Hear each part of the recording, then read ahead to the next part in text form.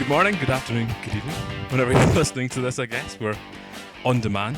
This is John and I's new podcast, the Sofamanager Podcast, named so because of John's excellent website. Thank you. You're editor-in-chief of Sofamanager, Pullman's premier sporting website. Oh, you're too kind. I try my best. Why not start this week by telling... this is a football podcast. Did we mention that? No. No, tremendous. This is going to be a football podcast, kind of focusing on Scottish football, giving you kind of a broad range of what's going on out with the old firm also. There is a world outside that. Just about. Just about. We'll start with our background to football a little bit and how we got into it, who we support. So the first question for that, I guess, would be, the first time we started playing, like our first football memories. I don't know, that would go back. Well, I'm a big Falker fan, season ticket holder. I have been for a long time. My first game was 2002, if memory serves. Terrible day. I'm sure it was Clyde they were playing. Got a free ticket from the school, and that just led it from there. The old Brockville.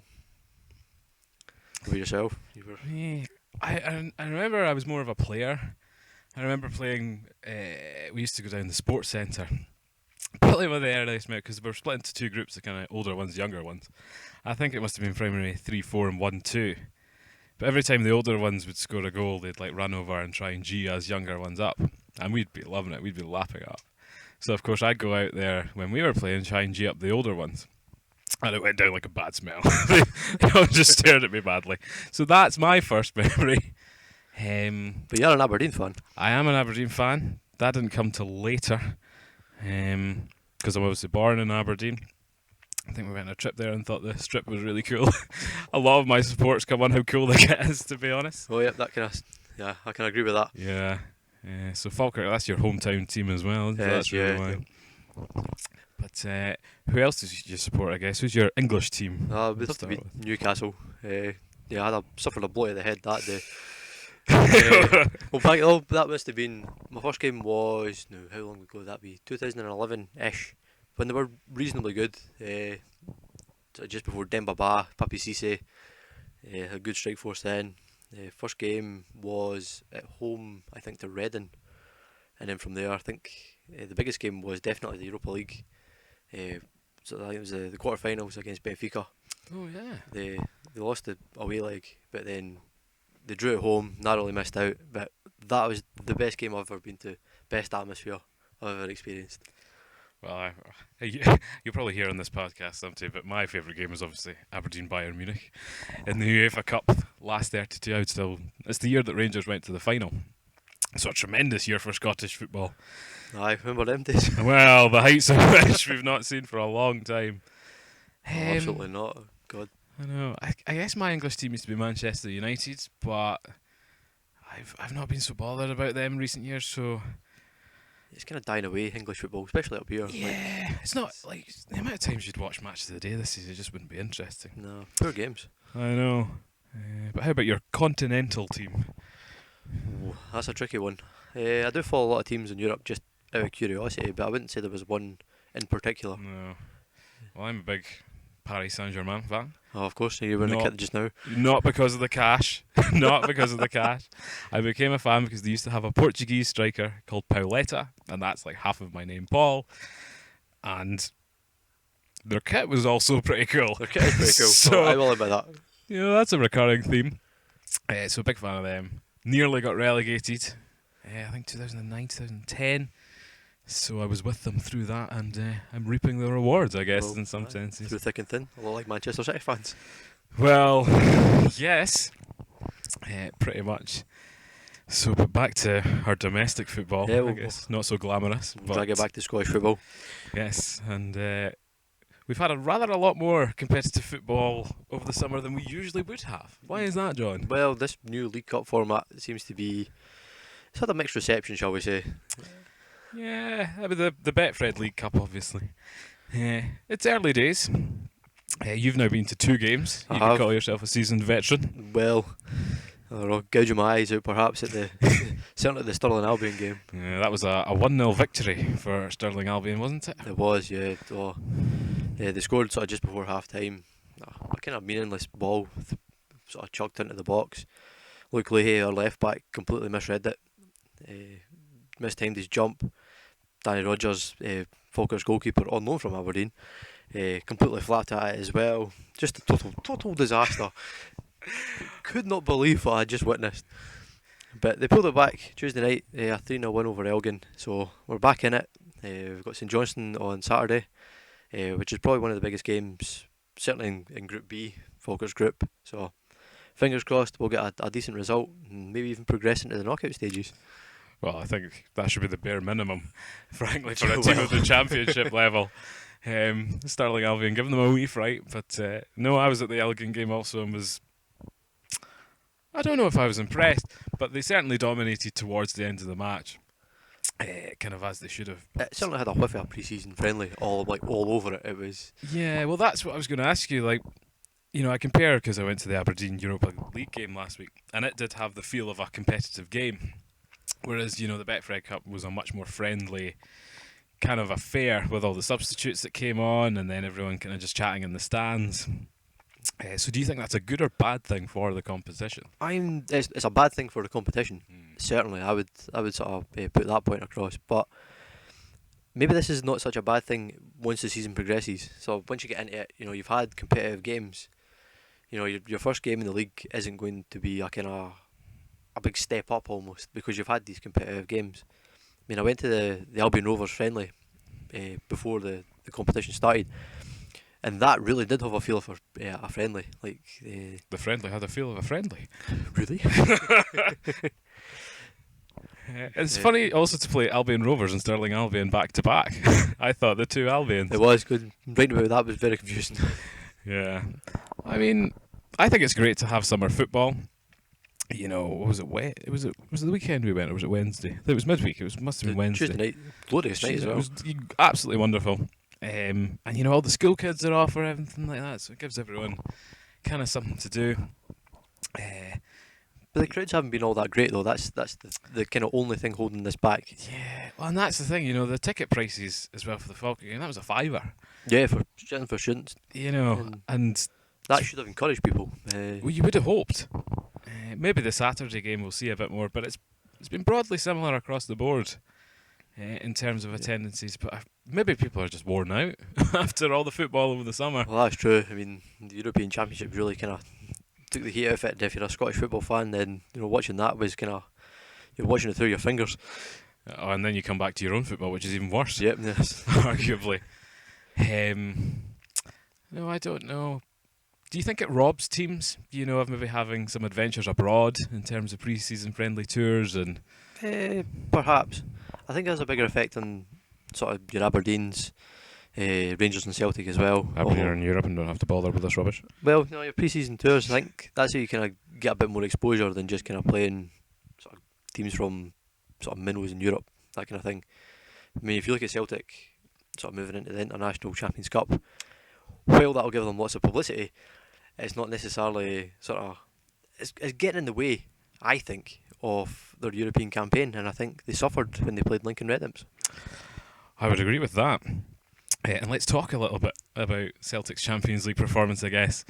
I remember I was away on holiday when the first game occurred, but I saw the goal that Red Imps scored, and it looked like something of a school football field. It was not. I mean, Effie Ambrose was at the centre back, so. Oh, dearie me. I mean, I saw in the paper the other day, he's feeling quite at home in Glasgow.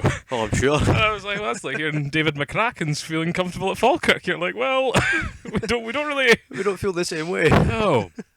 But I don't think he did play in the return leg, did he? I think they replaced him in a 3-0 victory there. I mean, I did watch the full game in Gibraltar, and it was schoolboy stuff. I mean, even like the surroundings of it as well. It had a bizarre kind of feel around it. I mean, you were 20 yards away from like Gibraltar runway, and then the rock in the kind of distance, and you're kind of going, this is just so wrong to see Celtic in that kind of position. No, they're certainly not the Celtic of old with, I guess, your Stan Petrovs, your John Hartsons. Yeah. Unfortunately, we just can't attract that level of player anymore. Well, not at the moment, but Rangers back in the top flight. You never know. We could be racking up credit once more. Maybe. Well, it's interesting, you know, with Barton and Cranchar. two former Premier League stars.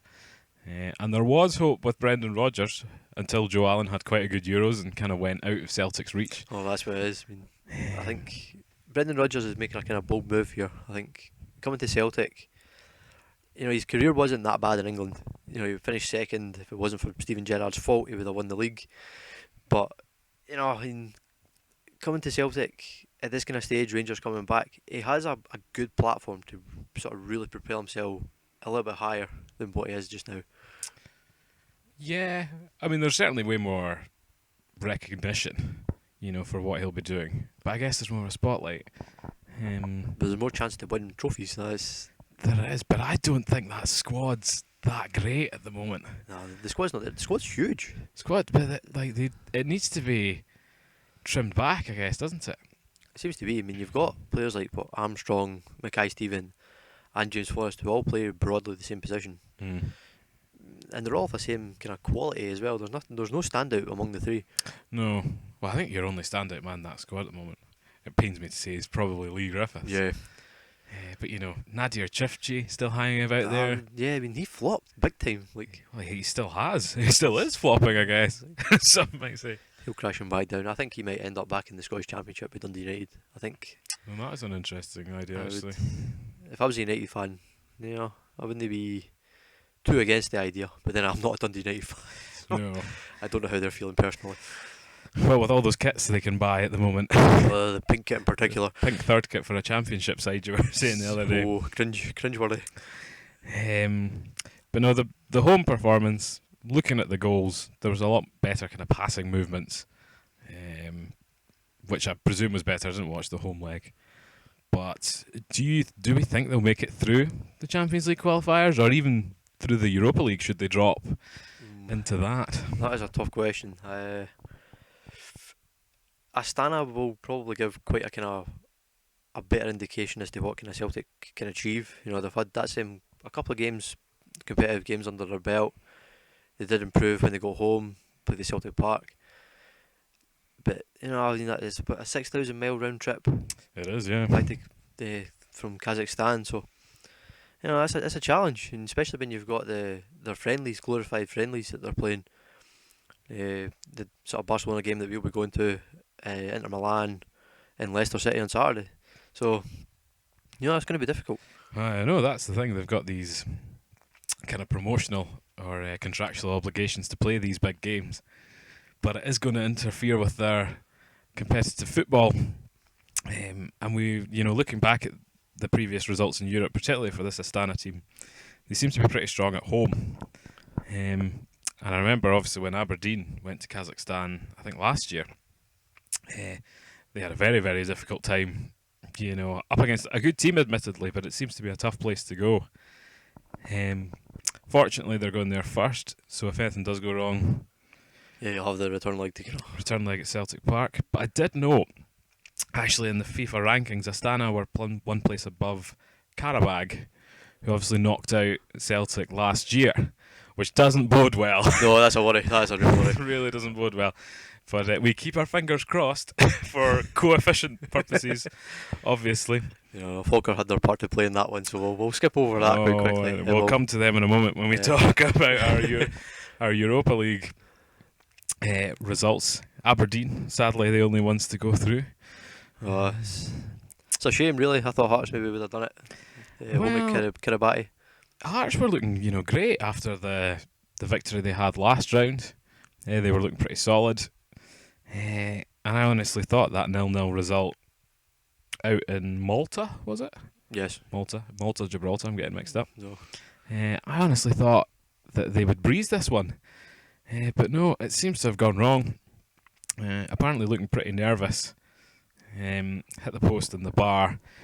But as soon as Burkikara got that first goal, seemed to capitalise on it, and they just went backwards. Real shame. I'm still waiting on a reply from my Jumbo friend. Oh, really? Yeah, he's hiding somewhere. Yeah, I mean, it makes me wonder for the next season, actually, because Hearts, having all that momentum, made some actually pretty good signings last year. They're a decent side. They did. So I'm not so sure about them this year. But Europe's a funny one, isn't it? Oh, it always has been, especially.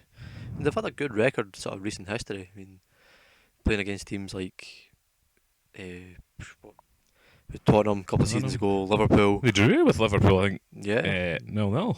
Templeton's going to Anfield as well. David Templeton, eh? Remember him? I know. But they're buddies across Edinburgh. Sadly, despite their valiant efforts. I know you probably won't be that keen on them. I'm enjoying this, I'm not going to lie. Oh, I'm pretty sure Rangers fans will also join in the celebration. Most of Scottish football, maybe. I mean, David Gray again getting the goal. He seems to be a bit of a heroic figure for them at the moment. Oh, indeed. I mean, to get granted an away win to Brøndby as a standalone result is fantastic. No way can you knock that, but to go out in penalties is a whiff of the Hibs about it. Well, it was all down to John McGinn, really. I mean, well, do you know what? To be fair, I think the keeper could have done a lot better because there were some penalties he got a hand to. I think Laidlaw is his name. He was on loan, or he was with Elgin last season. Probably been their young keeper. For Elgin, I don't know. He's 24. Oh, okay. So I don't know where he's come from, or whether they've just not found a replacement yet. I guess. For the two, did they let the two lads go?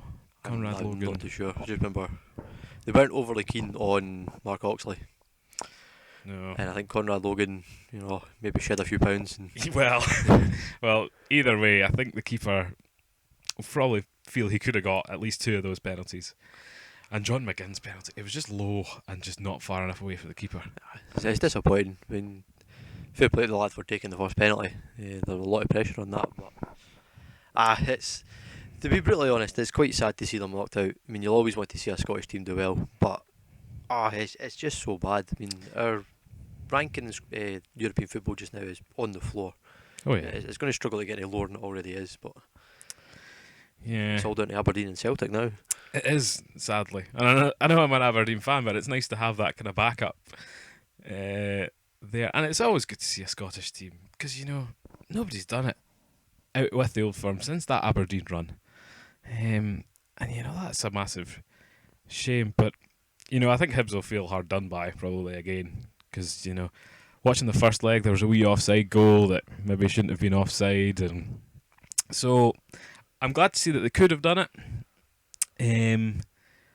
Do you think they could have been our best European hope, being in the Championship and maybe not having to concentrate so hard on the league as the Premiership boys would have? Not necessarily.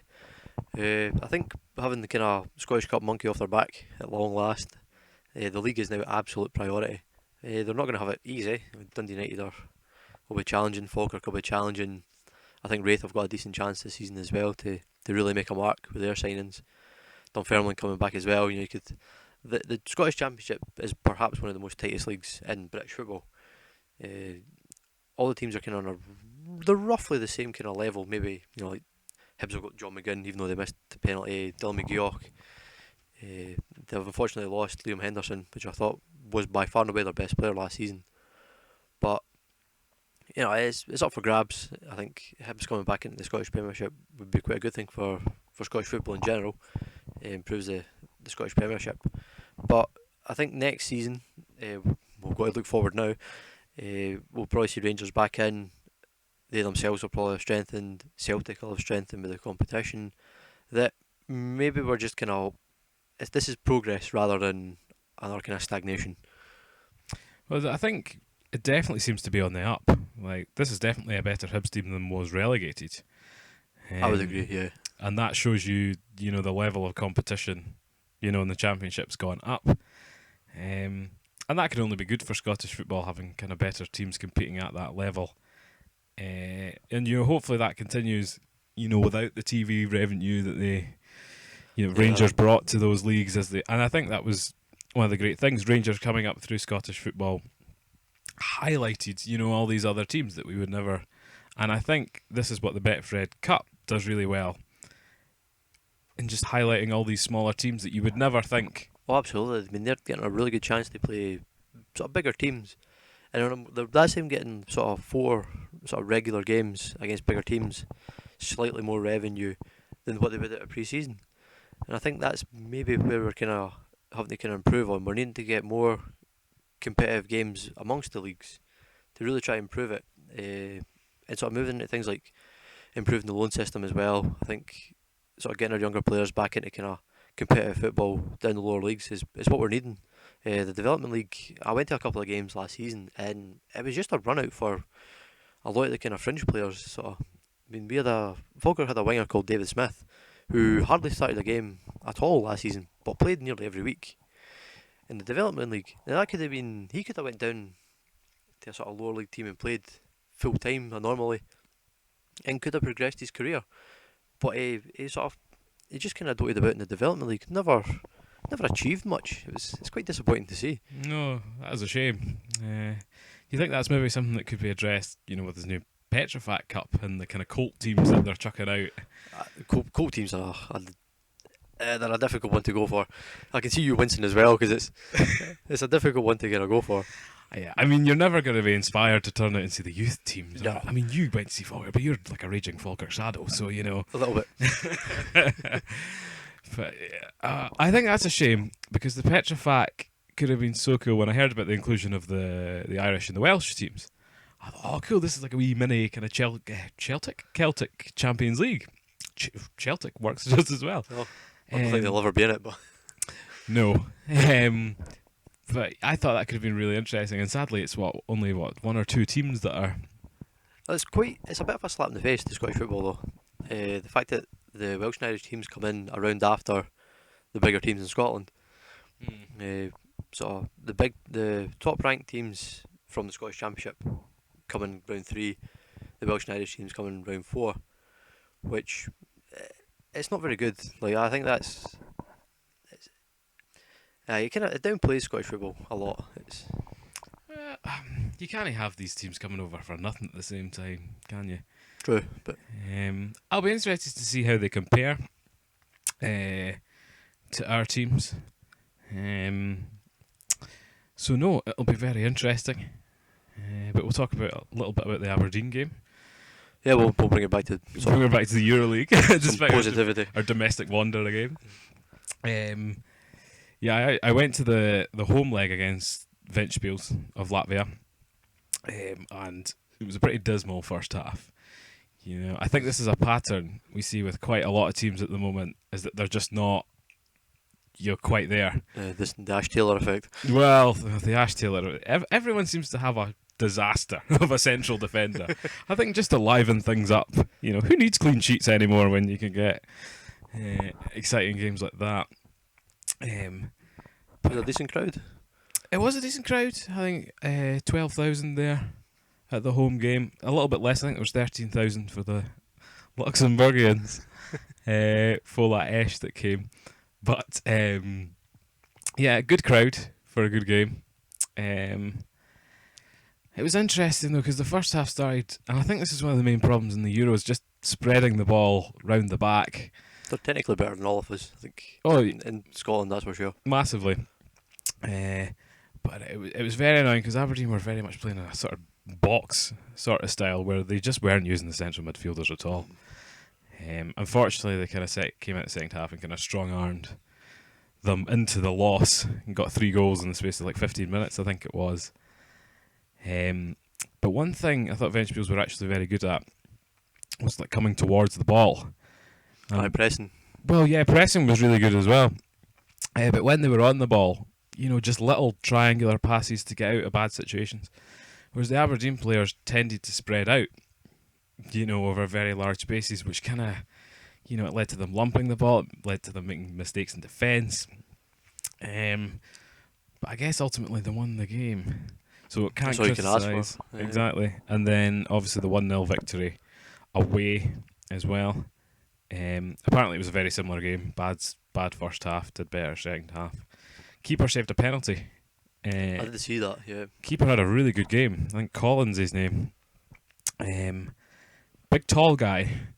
So I can maybe see why they did loan Rodgers back to Falkirk. I mean, the 2 games Rodgers have played so far, a friendly against Stirling Albion, and then the Stirling Albion game, I can understand why Denny McInnes is quite reluctant to actually have him as sort of first or even second choice in Aberdeen. We've got another goalkeeper just now called Dennis Mehmet, who I would actually pick over Danny Rodgers at the moment. Oh, really? Yeah, I think the sort of games I've seen, he's a talker, and I like a goalkeeper that can He communicates really well. He'll just scream at his defence to get them organised. Rodgers is quiet, and I think that generates a bit of nervousness around the kind of the central defence. But we also signed Luca Gasparato, centre back. I'm sure he was a Rangers youngster. Came to Falkirk, and he's fantastic. He's just a big guy, big unit. He'll take anything in his path. Really, really good. So when Peter Grant comes back from injury, and we've got Luca there, we're gonna do really well. Well, Peter Grant, I think, was certainly, when I went to see Falkirk last season, one of my standout players. Oh, absolutely. I'm amazed that his dad at Celtic hasn't taken him there, or someone hasn't quite picked up on him. But I think that injury's obviously taken him out of the spotlight for a bit. The injury came at a bad time for him, but maybe a good time for Falkirk, because we'll have him for this season. And we're going to push. I think we're going to do quite well this season. I think so. Speaking of your players, what about the big showdown with the return of Blair Alston this weekend? Can we just skip over this? Big derby as Blair Alston returns for the big derby, St Johnstone against Falkirk, I guess. It's a terrible thing to say, but I think I might put a fiver on at my score against us. I can see it coming.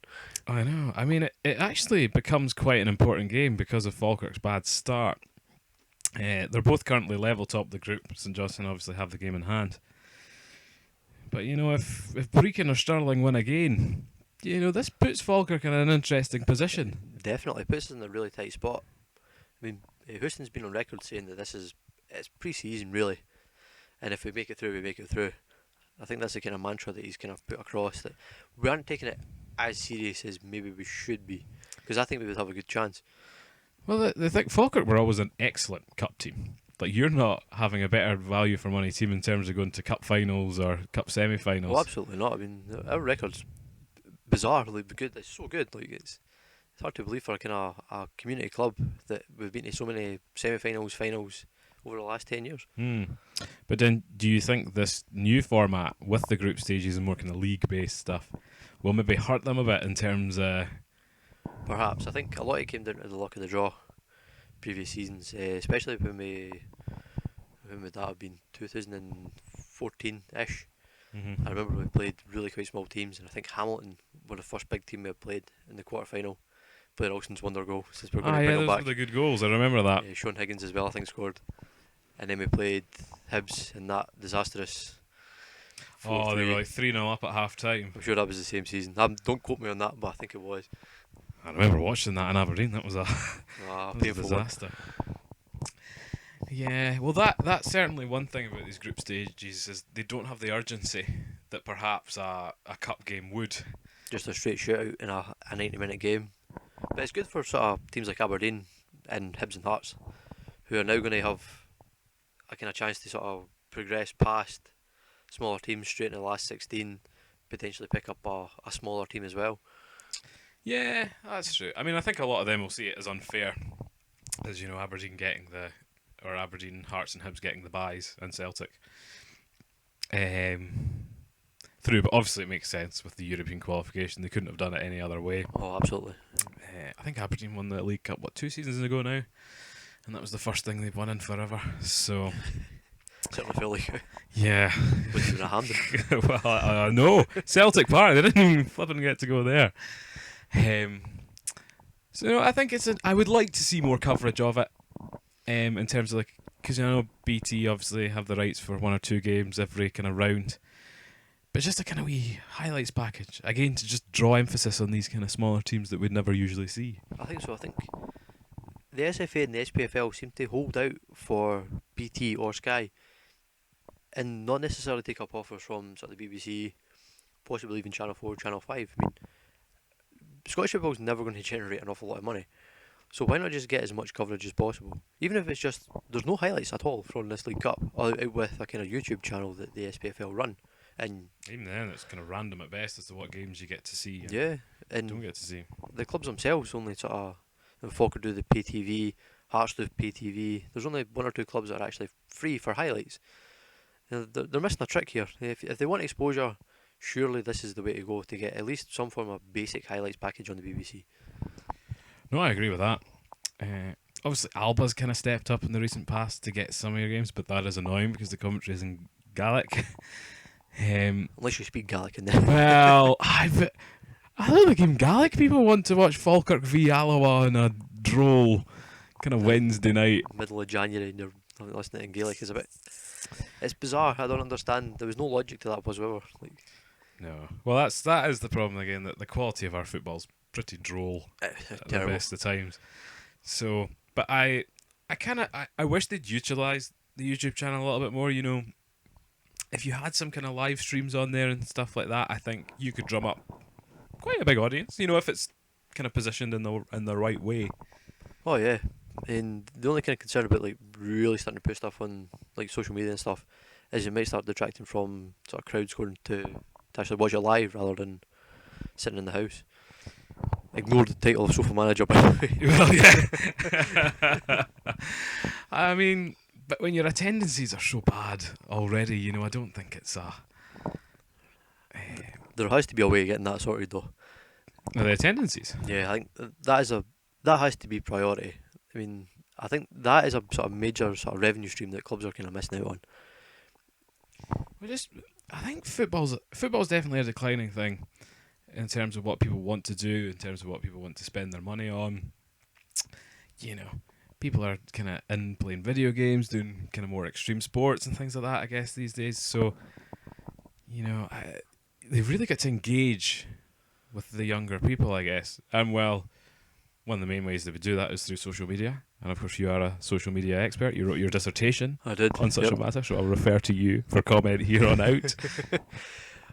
Well, certainly social media is the way to go. I mean, as we all know, we're all on it. We're on it at the moment through the sort of websites, Facebook, Twitter, and all that kind of thing. And Falkirk, just as an example, I know I talk about them a lot, but they're quite proactive. But you know, there's improvements still to be had.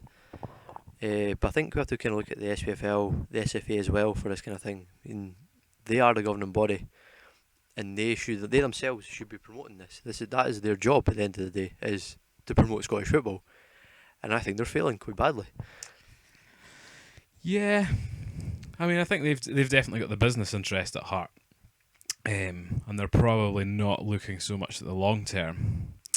I think I'd like to feel more involved. Because, you know, you've been a Falkirk fan, like, forever now. You know, you've invested a lot of money in them through tickets and stuff like that. And, you know, these things are supposed to be a club. And, you know, how much input have you really had to kind of any of where... And I think this is the great thing about Hearts, obviously, and other teams like that recently with the fan ownership, has driven attendances to go kind of through the roof. Oh, yeah, it's an interesting model.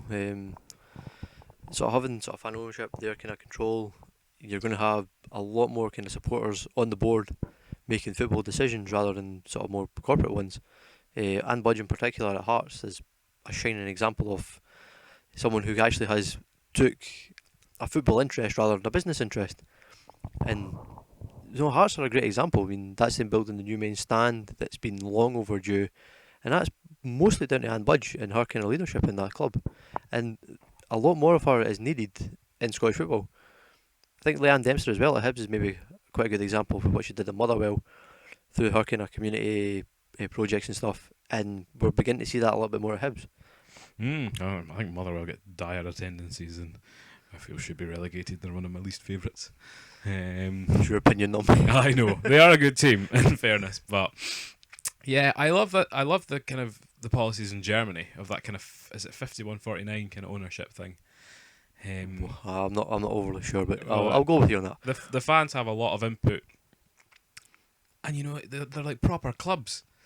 You know, you've got your kind of your members kind of pub and stuff like that, and I think, you know, doing that, having people, you know, meet up in the middle of the week, you know, even like have like a wee forum with the players or the manager or something like that. I mean, it does open you to a lot of abuse. Oh yeah, I mean you're really kind of on a. You're really on the line there for what you kind of want to sort of put yourself in for. Yeah. But I think as long as people were reasonable about it, you know, and you don't get your ultras and your casuals just like tearing it up. We don't go Eastern European on them. I think it would be a good idea. But yeah. Okay, so we're going to now look at the fixtures coming ahead this weekend. So we'll start off with the Betfred Cup. So it's the third week. We shall. East Stirling playing Rangers on Friday night, which is tonight, as of recording. So, if you've seen the result, are bad, but I think we know who's going to win that one. Yeah, the Shire. We wish. Well, with all that cash after dropping out the League Two, they should they maybe put up a better performance than they once might have. Is this maybe one of the first non-league sides Rangers have ever played? Well, in a long time anyway. Very possibly. Because I can't think of anyone off the top of my head, but... No, in terms of, I remember, thinking of your Scottish Cup qualifiers and things like that, I don't think they'll ever have... I think someone played Celtic. Or was that maybe... The Huntley, I think, was maybe one of them. I think one of them played Celtic. I'm not entirely sure, but no, that seems to be the first. Anything else catching your eye? Looking, it seems to be a lot of the top two seeded teams Mm-hmm. that seem to play each other this weekend. So we've got a lot of Premiership opposition at home to Championship opposition. Hamilton St Mirren on the first of the list there. That could be quite a competitive fixture, I reckon. Yep, I reckon St Mirren have got a very good chance there. Hamilton are my tip to get relegated this season. Especially without McGovern now. That's it. That's their big them. loss. I mean, a huge talisman. Sitting when he left Falkirk, we felt it. So I think Hamilton are going to be the same. It could be. What did you make of his move to Norwich? I'm a little surprised. It just shows you like a good Euros can get you a phenomenal move from a kind of smaller nation. Well, exactly. We look at Joe Allen. Looks like Robson Kanu has Robson had doors Could be opened. a prime example. Free agent as well. Exactly. I think good on him. I think it's a shame. He started his career at Celtic, did he? Or very early on? Very early on at Celtic, Ross County, Falkirk, Hamilton. So it's a real jump. But you think perhaps what could have been for Think him so. if he only got his chance to kind of show his talent a bit earlier on. Perhaps the Alec Neil connection as well Yeah. at Norwich. I'm not sure if they would have been there at the same time, but they'll, he's not even Scottish, I guess. There'll be some connections. But no, we'll see how that goes. St Mirren, some good players this season. Lawrence Shanklin again going back on loan, good Aberdeen striker. So I wish him all the best. Scored a few goals last season. Yeah, I'm sure one was against Falkirk. Quite possibly. Falkirk are, well, they've got a flourish of strikers at the moment, I guess, don't they? Oh well, it's spoiled for choice. Do you think any of them are any good? Well, they're all much the same. I think Bob McHugh is probably the best out of the four. For the final 10 minutes, yes. Yeah, well, you never know. Yeah, I mean, looking at that Elgin game, as I said to you at the time, I really rate John Baird massively highly in terms of hard work rates, and he really does things. Absolutely. Yeah. Because that's why McHugh scored, was the great pass through. It was, and Bear's getting a lot of stick now for not putting the ball in the net. But you've got to look at his all-round game, and it's actually not too bad. And he runs the channels really well. He always gives his best, but he's just lacking a wee bit of confidence in front of the goal. But that comes in time. I'm not too worried about that. I know. I mean, one thing I really like about him is how animated he is. Oh yeah, he's always screaming, shouting, putting his arms up. You can tell he's passionate, and that's always good to see. And that's why, even when your team's not playing well, if they're trying, it's always a good, because that's when you're, just in despair, thinking about stopping supporting your team. that's what it As is. I was about Aberdeen towards the end of last year. Adam Rooney grabbed the goal the other night, so He did. I don't know. I just get the feeling that anyone could score that many goals. But I do look like there's a new boy, Jordan Stockley, or Hayden Stockley, I think it is, who's come from Bournemouth. Another big target man who seems to be pretty good. So hopefully a bit of competition will start spurring them on a little bit. that's always good news. And then talking about goals, you've got Inverness and United. We United do. giving Cowdenbeath an absolute thrashing on Tuesday night, 6-1. So I know, but they struggled in their first game, didn't they? they're very inconsistent. But I think that just kind of comes with this is very early in the season, so they're kind of finding their feet a little bit. Well, that's the thing. Ray McKinnon just started there the other week. Yep, and they're building a brand new team there enough. Letting a lot of guys go. But you got Inverness, who, if you believe John Hughes and the kind of recruitment struggles that they had when he was manager, that they're another team that could kind of find themselves in the bottom half of the league. Could do. They always find themselves some good players. Somehow, somewhere. Well, exactly. But you know what? Ryan Christie. And Billy King went up there on loan, I Billy believe. King. Johnny Hayes, Aberdeen used to be there. Billy Mackay used to play for them as well. He was one of the most prolific guys in the league. He was very highly sought after. But So if they can find some stars, that's an interesting one because again, similar levels. Oh, absolutely. I mean, you wouldn't be surprised with a draw there and maybe a penalty shootout to finish it. No, I think Inverness needs.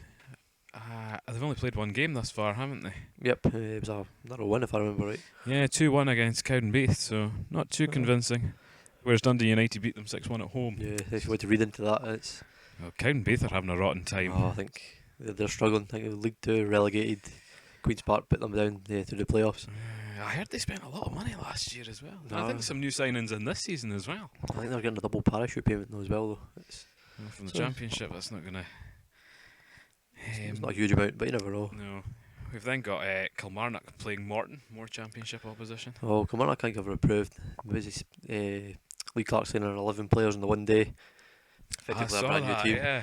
So I think Sign they've actually got a decent manager in now, and I think they've kind of learned from their mistakes. They gave us a doing in the playoffs, but I think we were out of puff by that time.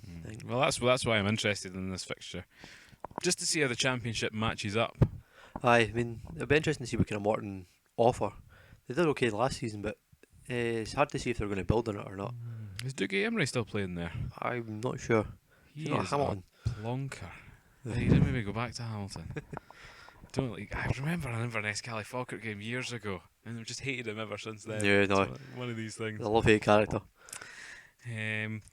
Then Ross County Wraith Rovers could be another interesting fixture as well. That is quite interesting. Wraith are building a good team, very, very quietly as well. Well, Rudy Scatchell. Everyone's hoping to find his form again, seems to... Even just that, he's a talisman. He's one of these kind of guys that's got the kind of pedigree, played at quite a high level, in Scottish football at least. Well, they could have won the league. Had they not sacked George Burley, I think, that one season. They did, yeah. That was the first season the old firm had been split in 20 years or something like that. Something crazy. Don't think Ross County have been that active over the summer, didn't they? I think they lost the guy with the long hair, the guy that played well in the cup final. Yeah, $250,000 to... I forget where he went. Down to England somewhere. I think Burton Albion. Right. I believe. So that's a bit of a loss. He was a fantastic player. He was. He was a star man in the League Cup final. Well, that was They what are really, the holders. really highlighted him. They did give Falkirk an absolute doing as well last season. I know. Keep going back to it, but oh dear. 7-0. It's amazing what they've done up there, but they say it's a really nice place to... Oh, it's a fantastic place. You ever been? No, I haven't. Oh, it's a beautiful wee town. Like. My very first football game was Falkirk against Ross County in the first division. Oh, that must have been some time ago. That was I think Lee Miller was playing at Falkirk. First time round. Pretty much, so it's sad that he's also come full circle. It's good to have him there though. It is, yeah, he's good banter. Hopefully helping the younger lads, and then finally, of course, it's the St Johnstone versus Falkirk. Live on BT Sports. Yep, and we're not plugging anything. We're not getting paid for that. No. Do you think you're going to go to the game, John? I was going to go. Seen the prices and thought no chance. Not your good Falkirk rates. No, there's no student prices, so unfortunately I can't afford that. £16 for an adult. No unis in Perth, unfortunately. No, it's one of these things that's letting down the League Cup is the kind of differentiation in prices. I was only £8 for away to Stirling Albion, then a fiver on Saturday at the Falkirk Stadium, and then £16 to go to St Johnstone is a slap in the face, especially when it's live on TV. I know. Well, that's the thing. I paid 12 to go to the European game for Aberdeen. It's hard to kind of justify. I mean, that's with it being on TV. That's £5 essentially at the park. That is Scottish currency, ladies and gentlemen. Yeah. If you think about it that way, plus petrol, plus kind of your food on the way up, it's an expensive day out for a game on TV. What is the purpose? You're not exactly going to get a raucous atmosphere with that game either, are you? No, I mean it's a huge stadium. Well, I say huge stadium in Scottish football terms. It's 10,000-ish, but it'll be lying empty, and it's there's no value really, and it's disappointing. I think the other time they really filled it again was the wee European run. Yep, the Turkish team. I'm not going to try and pronounce it. I know, none of that. I'm not going to risk that. They got beaten by some junk, and it was devastating as well. Was it Trabzonspor? Could have been. Maybe Trabzonspor. Like so we'll see how we get on. I mean, I reckon St Johnstone probably will win, but it could be. I reckon maybe 2-0, 2-1. I mean, Falkirk always like to have a challenge, don't they? They always seem to perform well. Seem to up against big teams and exactly. kind of crumble against the Wheatons. Yeah, and it's a Scottish mentality thing, isn't it? Though? It's underdogs, and everybody wants to be an underdog. But that's the thing. Again, you look back to these European results. You know, Aberdeen lost a goal against a team from Luxembourg. Hearts went to behind to the Estonians. You know, earlier on. And then losing to the Maltese team. Malta. I suppose that does lead us on to what's coming on in the week. We've got Does. Aberdeen playing Maribor on Thursday, but before that we've got Celtic versus Astana on Tuesday. Yes, and that's the away fixture first, which is I think lucky for them. So at least they know what they need to do at Celtic Park. Indeed, it'll be a lot colder as well. Well, with this heat wave, you never know. Well, sure. Got to look at grey skies, but yeah, you never know. But I reckon if they can get away with even a 1-0 defeat, I think it's something to be kind of. It's not respectful, but it's certainly achievable to progress for Celtic. Absolutely. I do think he needs to make more signings to get that team to sort of the Champions League level. Indeed. Because the last time they were there, some great European nights. Oh yeah, the last time they were in Europe was when they beat Celtic, beat Barcelona at Celtic Park. How is that? But that was back. They had Aidan McGeady was in his finest form. Shineseki Nakamura was playing. It may have been older, but that was. They had good players back then. But even the team that did beat Barcelona, you had Victor Wanyama, who's now moved to Tottenham for £12 million. Oh, Tony Watt scored, didn't he? Yeah, I think Ki Sung Young might have been playing as well. Swansea boy. I think they managed to milk a lot of money selling him. I don't know how they did they're that. a good young team. Virgil van Dijk. I think the Nair was the season after. But that was a good team. Even compare it even now, like 2 or 3 years down the line, that was a really good team. It was a really good team. Everything just seems to be regressing, but Well, they went. I don't think we necessarily need to read into that too much because Rangers weren't in the league. There was no need to spend that kind of money to kind of have that kind of level. Yeah, but you look at they got to the last 16 against Juventus and were very unlucky to be knocked out. True. And that was Gary Hooper, who's now still a Championship player. Aye. So it shows a little bit of potential that what Scottish football can do. It's just that we don't do it very often. We're not at our peak right now. Scott Brown's kind of waning a little bit. Well, he was terrible.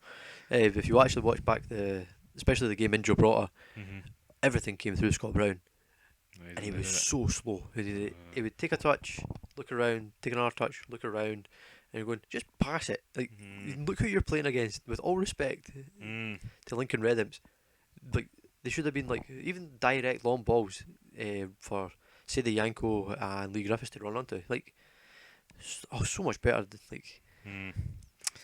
Well, maybe they'll need to find a replacement for him, but Commons again is also kind of on his way out as well, isn't he? Which is a shame because he's a good player. Fantastic player. But I guess they're in towards their twilight. So what are you thinking for Aberdeen versus Maribor though on the Thursday? I'm a little bit concerned, John. I'm not going to lie, when I saw this draw, Maribor is a name you recognise from European football. Yeah, it's not a good one in Scottish football. Well, no. We look back at the stats. They've knocked out both Rangers and Celtic. Previous results in Europe, they've drawn with Chelsea, Sporting Lisbon and Schalke in the Champions League, which very frightening. They've qualified for the Europa League before, knocked out Hibs 6-2 on aggregate. The first leg is at Pittodrie, which I think is a disadvantage because Aberdeen, I think, tend to warm up the more they play a team. But does last season not give you hope with sort of results against Rijeka and teams like that? It does, ultimately, but you never know with these teams until you play them, eh? That's true, yeah. You see someone with Champions League pedigree, and you think, are they going to turn up on the day? They seem to have some sort of Brazilian captain as well. Oh, well, that's never a good sign. No, that's what killed us. When Brazilians came on, it was, I think, Almaty in Kazakhstan last year, I knew Aberdeen were finished. Yeah, seen that kind of side, it was fantastic. Yeah. Pretty much. But it's interesting how some of these Eastern Europeans managed to do so well in Europe. I think they've got the kind of technical ability that Scottish, in my opinion, Scottish football is trying to fit itself. Like, it's a square peg into a round hole mentality. Like, that's not our style to kind of play short passing game. We're, generally speaking, we're normally just big lumps. And we should play like big lumps and just go for it. Well, they often try to get big lumps to pass it, don't they? And it doesn't work. Just lump it and hope. That's our thing. Big guys just run it because people look at Mr. Sissoko, just a big guy, he just runs and he's a great player. Did he run for Newcastle? Well, no, I guess the big teams he did. Yeah. putting themselves in the shop window. But that kind of thing, we should be playing to our strengths rather than trying to shoehorn ourselves into a system that doesn't necessarily work for us. Yeah, I think the game's getting kind of overly tactical, I guess. Yep. And people know how to defend. Smaller teams know how to kind of sit deep and just contain. I think Lincoln Red Lips kind of showed that a little bit. They could just sit back and let Celtic have possession because they knew, in all intents and purposes, they were never going to really create much. No. Well, that's the thing. If you fill in the middle with enough players, you're never going to get anybody. And There's no space. But teams just aren't really that good at crossing anymore. It's not. Or No, some teams aren't good at crossing anymore. They seem to be too scared to kind of put just a hit and hope almost. Even taking shots, it's always try and work the ball into the box, almost pass into the net, and it's just for the love of God, shoot, man. I know. Well, ball striking again is something that seems to be on the way out. But that was something interesting. Like when I was looking at the Astana team, was most of these lads were from Kazakhstan. That's what they're sort of. They'll be national team players as well. Well, homegrown, but you don't think of the Kazakhstani national team as being any good. Not particularly. Yet they're there in the Champions League, drawing, with Atletico, Benfica, and Galatasaray. They finished bottom of the group, but They're respectable results. exactly. I think it's just on your day. Some of these guys just need to get a kind of Gotta get up. well, get a grip, but kind of get a war-winning mentality about them. Believe in themselves. Because we're the first ones to talk ourselves down sometimes. Yes, absolutely. But so Aberdeen to not quite progress, a valiant effort, and then maybe Celtic to progress. Well, do you want to estimate the scores, John, or do you want to just go for a win-lose? Well, we'll move on to our next little section. Will be the predictions for the weekend coming up. So we've picked 5 sides, 5 games. 5 games. Yes. So I'm flicking through my notes. Well, we'll start with the Betfred Cup fixtures that we talked about earlier. We shall. I think the first one, John, St Johnstone Falkirk. What's your prediction? I'm not very confident. I'm going to go for a St Johnstone 2-0 win. Blair Olsen to score at least one of them. Will we put money on that? So Let me write this down so that we don't forget. yes, John's going over 2-0. I am going to go 2-1. I think Falkirk might get a late goal or something like that as a wee consolation. Oh, I'm not too confident myself, but you never know. The stranger things have happened. That's true. Hopefully they'll keep showing that upward trend. Yes. Our next game, Hamilton St Mirren, a possible close one. I reckon St Mirren might actually do quite well. I think they might win 2-0. Away from home. Yeah. Like I say, I think Hamilton are going to struggle this season, and St Mirren are on their way up. So I'm going to go 1-1. whoa, in a penalty shootout. Yeah. I He's think deciding. Hamilton will end it on pens. Oh, that's an interesting one there. So And if it goes to extra time, I'm still correct. So that's just a guess on the penalties or not. Inverness, Caledonian Thistle, Dundee United. I'm going to go for a 0-0.